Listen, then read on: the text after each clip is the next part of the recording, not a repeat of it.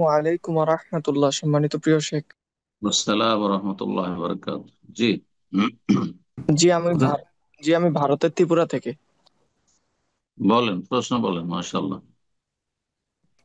জি, আমার প্রশ্নটা হচ্ছে, আমাদের গ্রামে আমরা হিন্দু মুসলমান একসাথে থাকি। তো এখানে তাদের পরিমাণটা একটু বেশি। তো এর কারণে তারা আমাদের থেকে প্রত্যেকবার পুজোর জন্য চাঁদা চায়। তো আমরা যদি না দিই তাহলে আমাদের ধন সম্পত্তি এবং আমাদের জানেরও অনেক ক্ষতি করতে চেষ্টা করে। আর পূর্ব এমন করে এসেছে যদি আমরা না দিই চাঁদা। তো এই ক্ষেত্রে আমরা কি করণীয়? আমাদেরকে প্রত্যেকবার প্রেসার দেওয়া হয় চাঁদার জন্য।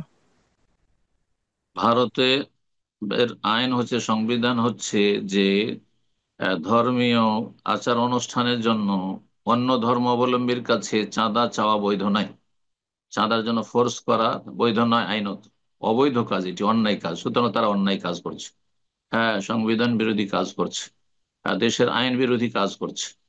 জালেম তারা, এক কথায়।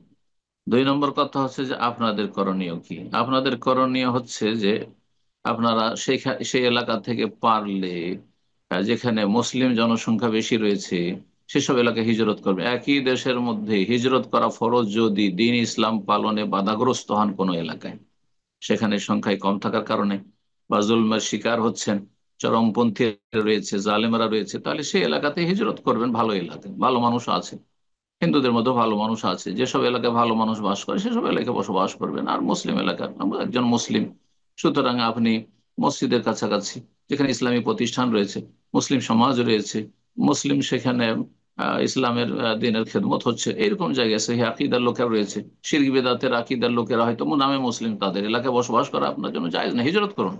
এরকম ক্ষেত্রে হিজরত করা ফরজ। যদি সেটাও না করতে পারেন, যে হিজরত করা সম্ভব, আমাদের জমি জায়গা আছে, এগুলো বিক্রি করে যেতে পারবো না, ছেড়ে ফেলে দিতে চলে যেতে হবে অথবা কিছু, আর সেখানে আপনি জীবন নিয়ে বেঁচে থাকতে পারছেন, কিন্তু সাময়িক মাঝে মধ্যে শিরক বিদাতের জন্য বা কুফরি কাজের জন্য চাঁদা দিতে হচ্ছে, তাহলে সেই ক্ষেত্রে যে নিরুপায় হন, যে চাঁদা না দিলে আপনাদের ক্ষয়ক্ষতি করবে, তো তাদের অনিষ্ট থেকে রক্ষার জন্য চাঁদা দেওয়া যায়। আপনারা তখন মুত্তার, নিরুপায়।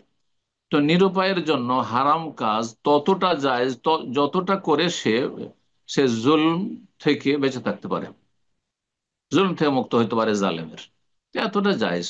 তো এটা শেষ অবস্থা। তো প্রথম কথা বললাম যে আপনি মুসলিম এলাকায় হিজরত করে চলে আসেন। যদি হিজরত করা সম্ভব না হয় আর সেখানে থাকতে হয়, যথাসাধ্য তাদের বুঝাবার চেষ্টা করবেন। তাদের মধ্যে কিছু সমাজে বিবেকবান মানুষ রয়েছে, ভালো মানুষ রয়েছে, বলেন যে দেখো, তোমাদের ধর্ম তোমরা করো, আমাদের ধর্ম আমরা করছি, আমরা তো মসজিদ মাদ্রাসার জন্য তোমাদের কাছে চাঁদা চাই না, আর এটা আমরা নেবো না, আর তোমরা আমাদের কাছে চাঁদা চাইবে না। সেটা যদি না মানে আর ক্ষতির আশঙ্কা থাকে, আর ক্ষতি করছে যেমনটা বললেন, তাহলে তাদের অনিষ্ট থেকে বাঁচার জন্য চাঁদা দিতে পারবেন। আল্লাহ তাআলা আলাম।